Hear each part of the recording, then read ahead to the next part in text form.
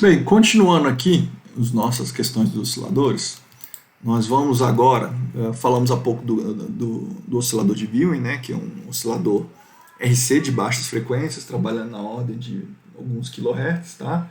Ou até abaixo de kHz, você consegue Hz. Já conseguir Hz, por exemplo, ou seja, 10 Hz, 20 Hz, 100 Hz, 200 Hz, meio Hz, já em osciladores de alta frequência, como por exemplo de corpo de rato, já às vezes é meio complicado. Então cada oscilador tem seu nicho e sua aplicação específica. Bem, um outro oscilador, esse aqui tem pouco que falar, mas ele é muito utilizado, são osciladores baseados em cristal. Tá? O cristal é cristal de quartzo mesmo. Eu acho que todo mundo já viu um cristal, tá? Cristal de quartzo. Quartzo. Na área de eletrônica ele é extremamente utilizado. Eletrônica. Ele geralmente tem esse formato aqui, a gente chama de caneco, tá? Também tem esse formato aqui cilíndrico. Enfim, os formatos são os mais variados possíveis. A gente encontra ele na natureza e baseado das propriedades físico-químicas dele, forma como ele é cortada, tá? Ele faz aquele fenômeno piezoelétrico e aí ele produz uma oscilação específica. Se a gente puder, aqui está o símbolo dele, você já viu ele em alguma dessas disciplinas aí. Se a gente pudesse modelar ele, a gente modelaria ele como um circuito. Ele tem uma pequena perca, muito pequena, tá? Por isso que ele tem uma resistência. E aí a oscilação dele é baseada no fenômeno de antirressonância e ressonância séria, tá? Ou ressonância paralela. Então aqui eu tenho ressonância paralela, aqui eu tenho ressonância séria. Então, quando você vai lá e alimenta ele com uma pequena tensão, ele vai produzir algo muito próximo de uma senoidal. Depende, se é muito próximo, é só pouco próximo, não é tão próximo, depende muito das características, mas geralmente é muito próximo da senoidal. O que faz dele um dos melhores osciladores que existem. Primeiro, ele é um componente, não é mais um circuito. É lógico que ele tem que estar inserido dentro de um circuito para poder gerar, ser excitado naturalmente e poder gerar a forma de onda desejada. Mas ele é um dos mais estáveis em amplitude, mais estáveis em frequência principalmente. Você pega um oscilador agora, por exemplo, que foi cortado, foi produzido para oscilar em 30 MHz, pega ele daqui a 20 anos depois e vai oscilar em 20 MHz, né, na mesma frequência. Tá? Ela é extremamente estável, o que o torna muito vantajoso, sem falar na sua pureza espectral, que também geralmente é muito boa.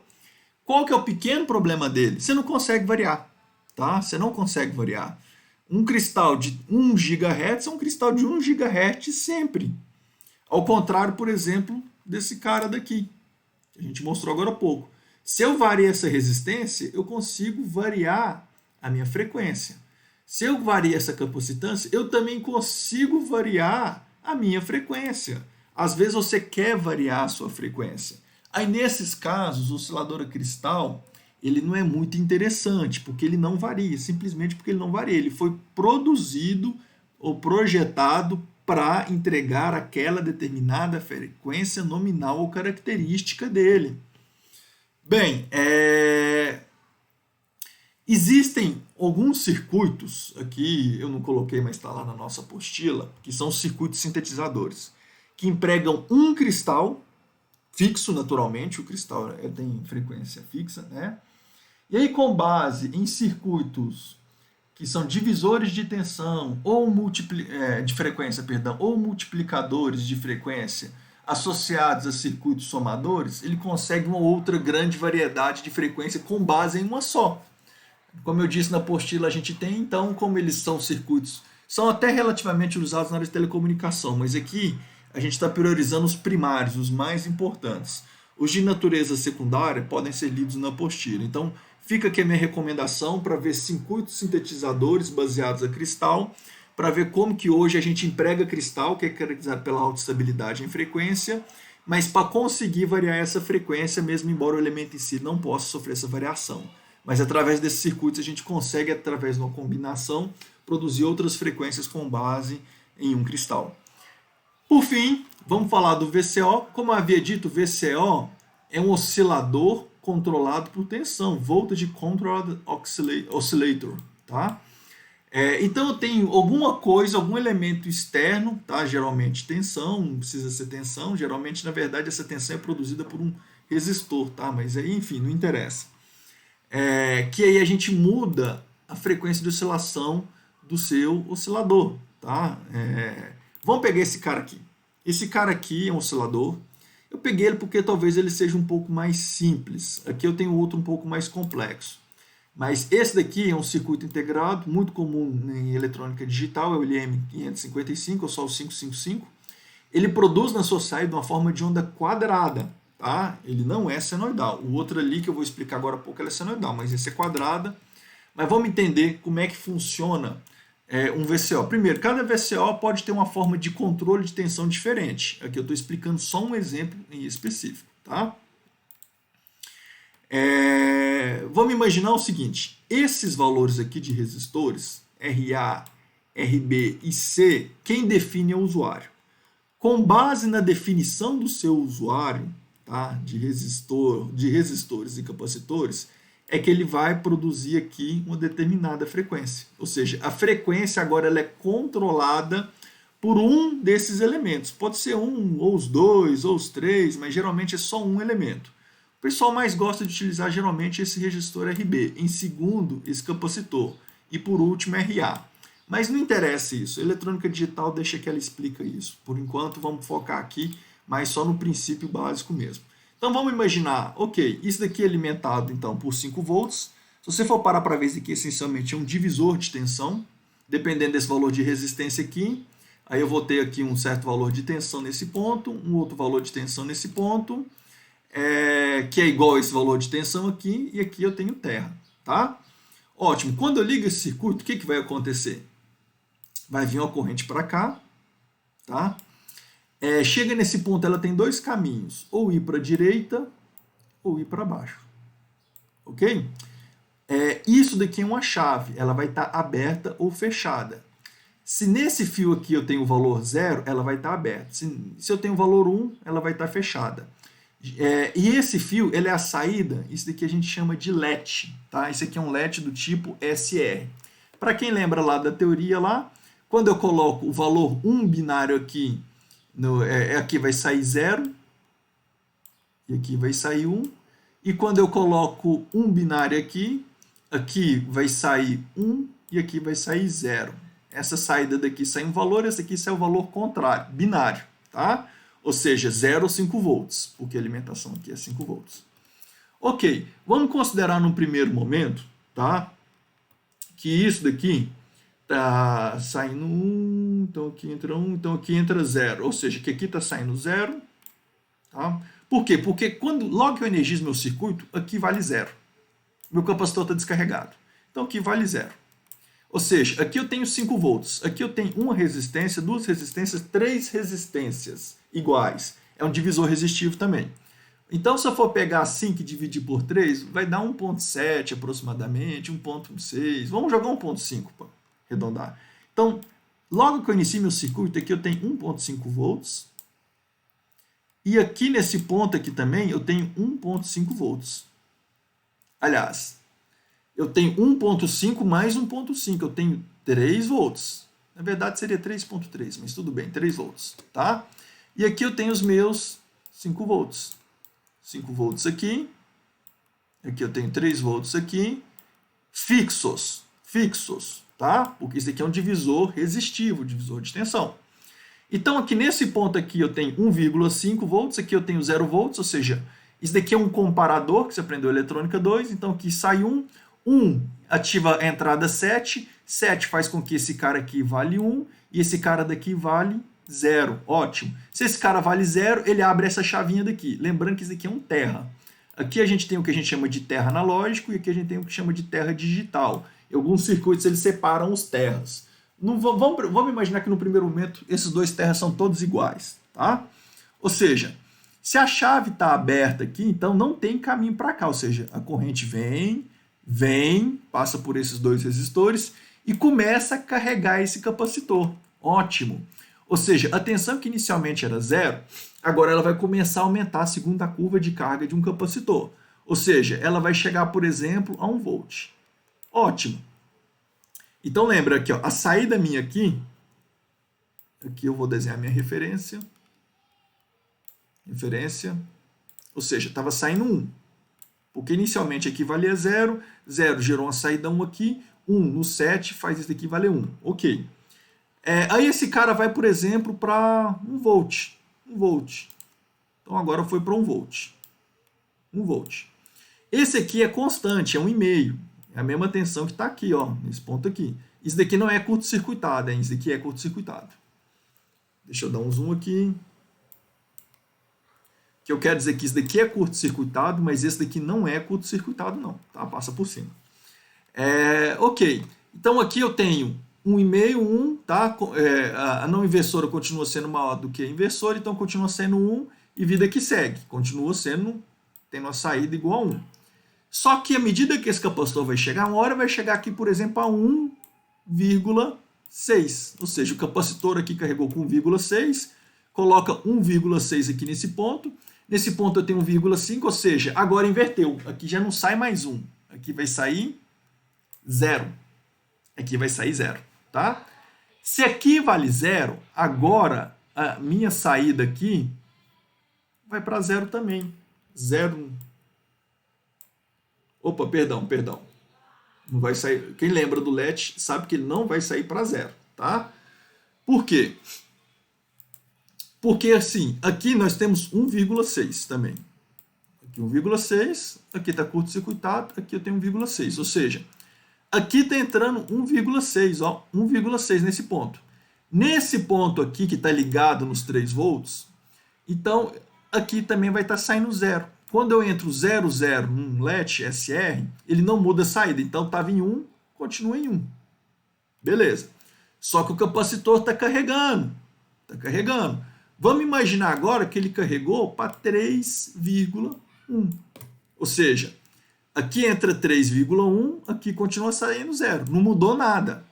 Na hora que ele muda para 3,1 volts, por exemplo, então aqui agora, nesse ponto eu tenho 3,1, aqui eu tenho 3,1, aqui eu tenho 3, ou seja, agora de repente aqui vale 1. Na hora que entra 1 no reset, o que ele faz? Ele pega essa saída minha aqui agora e joga para 0. Foi lá e jogou para 0.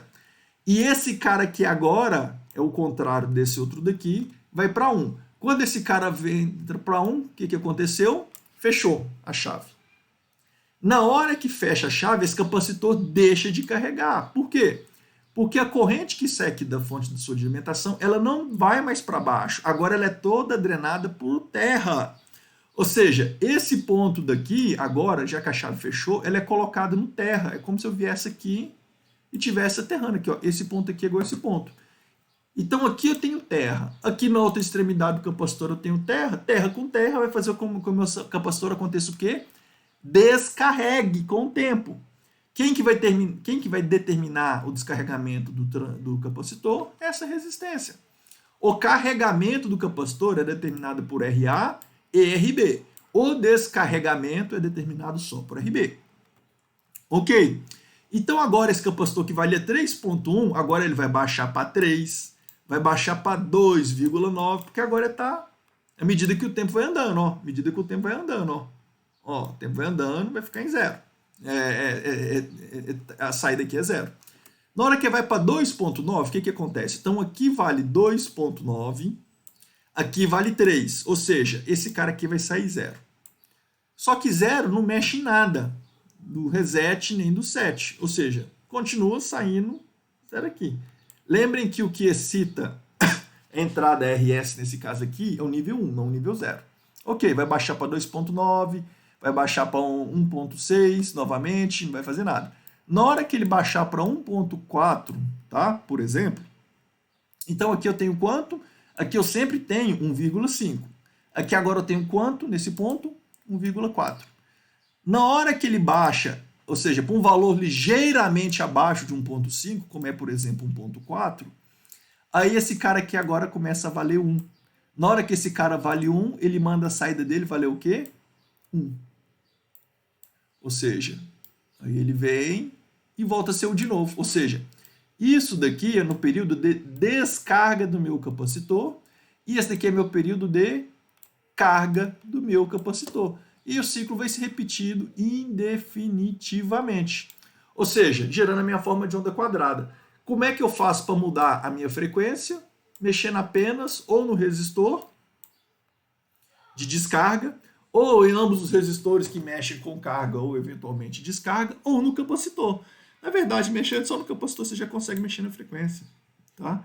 Então, se eu tivesse alguma forma de controlar esses dispositivos aqui por tensão, tipo colocar isso aqui como um varicap, um diodo controlado por tensão, eu simplesmente consigo variar a minha forma de frequência aqui da minha saída, produzindo assim o que a gente chama de VCO. O que é VCO? É um oscilador, só que eu controlo a saída de frequência dele baseado em alguma coisa, geralmente um sinal de tensão. Ótimo, tá? Isso é muito interessante. É um elemento muito utilizado na área de radiofrequência. Vamos pegar um outro exemplo de VCO. Aqui um mais sofisticado. Esse daqui eu tirei com base no application note de um circuito integrado que chama MAX 2754. É um cara que trabalha na faixa de 1 GB até 1.2 GB.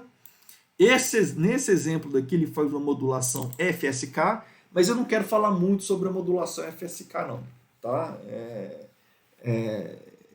A gente vai falar muito nessa disciplina, mas é mais no final dessa disciplina. Um pouquinho daqui a pouco eu posso falar, mas vamos olhar o circuito. O chip em si, ou seja, o oscilador controlado por tensão, é esse quadrado aqui que os senhores e senhoras estão vendo. Deixa eu copiar e colar ele lá no Paintbrush. Vou abrir uma janela nova no Paint. Ok, tá aqui. Ótimo, tá? Se a gente for parar para perceber, então aqui eu tenho a tensão de alimentação. Tá? Por aqui eu tenho um divisor resistivo. Isso daqui é um potenciômetro. Tá? Então aqui eu tenho um divisor resistivo. Por que ele colocou esse capacitor aqui? Isso daqui é um capacitor de desacoplamento. Esse daqui também é um capacitor de desacoplamento. Deixa eu ver se eu acho mais um capacitor de desacoplamento. Esse daqui também é um capacitor de desacoplamento. E esse é outro capacitor de desacoplamento. Sugiro reler novamente os capacitores de desacoplamento, tá? Só lembrando, o capacitor de desacoplamento ele tenta tirar eventuais ruídos AC que eu possa ter aqui e levar para o terra, garantindo que aqui eu tenha só nível DC, tá? Então, ou seja, está tentando fazer esse cara e esse cara daqui estão tentando garantir que aqui eu vou ter um nível DC extremamente estável, ou seja, eventuais ruídos AC que possam aparecer aqui e contaminar o funcionamento do meu circuito não apareçam. Se aparecer, eles mandam para o terra, tá? Aqui é a mesma coisa e aqui, nesse caso aqui é provavelmente a mesma coisa. Não dá para saber se é a mesma coisa. Mas nesse aqui certamente é e certamente é. Só lembrando, essa é uma leitura obrigatória para essa disciplina de capacitores de desacoplamento. Mas voltando aqui, então aqui eu vou produzir em relação à minha entrada qualquer valor de tensão variando ali conforme indicações do fabricante de 0,4 volts até 2,4 volts, baseado nesse potenciômetro. Então, ou ajustando o potenciômetro, eu gero um nível de tensão aqui. Baseado no nível de tensão aqui, eu vou lá e defino qual vai ser a capacitância desse varicap.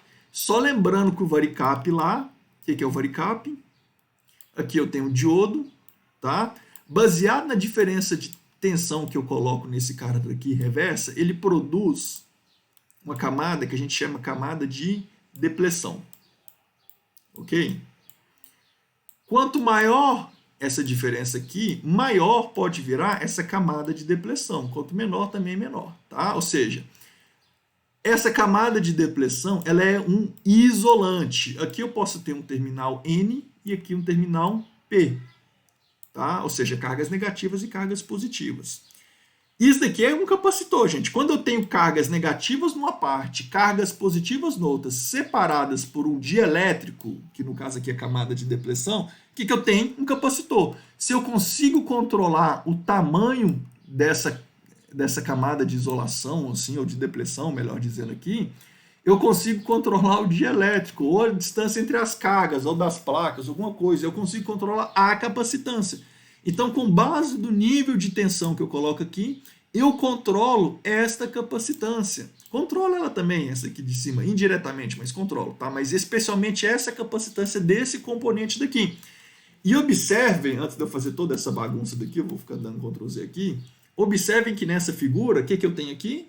Um circuito ressonante, aqui, ó. Esse aqui é um circuito ressonante. Ou seja, aqui eu tenho dois capacitores, tá? Que se associados viram um, e um indutor ligados em paralelo, e aqui o seu circuito de oscilação, que é aquele circuito que envolve um ganho, uma realimentação, tá? Que a gente já discutiu anteriormente. Aqui eu tenho um buffer, que é simplesmente um circuito que vai dar um ganho de tensão, um ganho de corrente, provavelmente um ganho de tensão, ou às vezes até um ganho de potência, dependendo, tá? Não interessa, para produzir uma amplitude adequada aqui na minha saída. Mas essa parte aqui não interessa, é detalhamento. Aqui é para tirar o nível DC. Aqui é toda aquela parte lá de A vezes B tem que valer 1. Tá? E aqui está o meu circuito tanque, ou meu circuito ressonante, que produz a minha frequência. Mas a minha frequência depende dessa capacitância, e essa capacitância é baseada num valor de tensão que é definida por esse valor de potenciômetro. Olha que coisa mais interessante, tá? Ótimo, então assim eu tenho o exemplo típico aqui de um VCO. Mais à frente nessa disciplina, eu explico um outro aparato que remete à questão da aplicação aqui, que é um circuito FSK. Mas de forma muito resumida, imagina o seguinte, eu tenho uma entrada binária, ou seja, aqui eu tenho 1, 0, 1, 0. A gente sabe que não pode pegar esse meu sinal binário aqui e jogar ele no ar. Por quê? Quais componentes de frequência eu tenho aqui no onda quadrada? Infinitas. Tá? As harmônicas ímpares estão todas aqui. Eu posso jogar aqui infinitas frequências no ar? De jeito nenhum. A gente sabe que o seu canal de comunicação tem que ser limitado em frequência. Então, eu não posso pegar onda quadrada e mandar ela quadrada. Tá? Esse circuito aqui, então, eu tenho um nível de tensão. Vamos imaginar que o nível binário é 5 volts. O nível binário 1, o nível binário 0 é 0 volts, por exemplo. Tá? Ou, sei lá, pode ser até bipolar, tipo menos 5 volts. Pode ser, tá? Mas vamos considerar que seja 0 volts. 0 volts. Observem que logo aqui na entrada já coloca um divisor de tensão para dar um nível DC, tá? Para fazer a acomodação. Então vamos supor que aqui eu tenho um nível DC de, sei lá, 1 volt. Então, se era 5 volts, ele adiciona um nível DC, ou seja, esse cara passa para ser 6 volts. Deixa eu fazer outra cor. Ou seja, esse daqui é 6 volts e esse daqui é 1 volt. Ok, ótimo, tá? Quando entra nesse circuito aqui, ele vai fazer com que esses 6 volts ele produza uma certa frequência. Então tá aqui, ó, uma certa frequência. Ok. Na hora que entra 1 volt, aí ele produz outra frequência, só que outra frequência bem mais baixa. Isso aqui é outra frequência, eu estou tentando fazer ela mais baixa. A amplitude é a mesma, geralmente, tá? Aí na hora que entra 6 volts aqui novamente, aí ele volta para aquela frequência lá, um pouco mais alta. E vice-versa. Então o seu circuito, esse aqui é um transmissor, aqui está a antena transmitindo, irradiando, tá? Então o seu circuito... achei que tinha...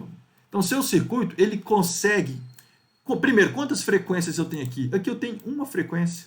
Quantas frequências eu tenho aqui? Uma frequência. E quantas frequências eu tenho aqui? Uma frequência. Tá? Então, agora, ao invés de gastar várias frequências, eu tenho uma frequência para representar, por exemplo, sei lá, vamos considerar que essa daqui é 1 mega. Tá? No caso aqui desse meu oscilador, a gente viu que vai de 1 giga até 1.2, mas tudo bem. E esse daqui, sei lá, meio mega. Meio mega, tá? Ele é mais lento. Agora eu tenho só 2 frequências, por exemplo, a de 1 mega e a de meio mega, para representar a onda binária. Então, quando chega lá 1 mega e fala, opa, 1 mega equivale a nível lógico 1, ele recompõe. Chegou uma frequência mais baixa, falou, opa, agora é nível lógico 0. Mais alta de novo, nível lógico 1.